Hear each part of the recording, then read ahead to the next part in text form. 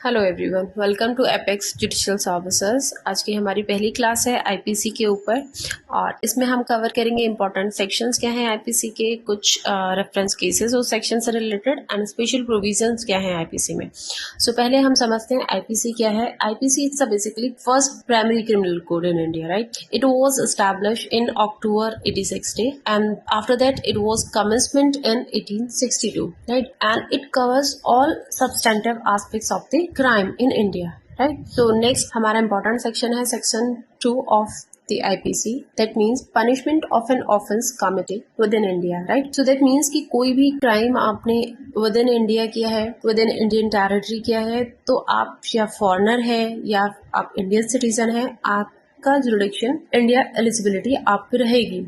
So sections 2 of IPC का first case है Mubarak Ali versus state of Bombay, AIR 1957 SC 857, right. इस केस में बेसिकली क्या था कि जो जिसने क्राइम कमिट किया था दैट वाज पाकिस्तानी। जो भी फाइनेंशियल लॉसेस हुए थे तो सुप्रीम कोर्ट ने हेल्ड किया था कि जो आपने कमिट किया है वो विद इन इंडियन जुरिडिक्शन हुआ है और इस पे आपका जो सेक्शन है सेक्शन 2 ऑफ आईपीसी का जो भी प्रोविजंस है वो एप्लीकेबल होंगे। सेम इस पे हमारा दूसरा केस है state of Maharashtra versus mayor हंस जॉर्ज, AIR 1965 SC 721, राइट। जिसने कमिट किया था crime that was German national committed on an offence on Indian ship, right.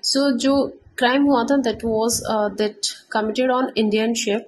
जो क्राइम था उसकी जो होम कंट्री थी दैट मीन्स जर्मन, वहाँ वो रिजेक्ट था, बट सुप्रीम कोर्ट ने जजमेंट पास किया कि जो आपने क्राइम कमिट किया है that was on Indian ship, fall under Indian jurisdictions, right. जो एप्लीकेबिलिटी थी फॉरेनर्स पे वो सेक्शन 2 के अकॉर्डिंग उसको फाइन इम्पोज किया, जो भी पनिशमेंट थी, राइट।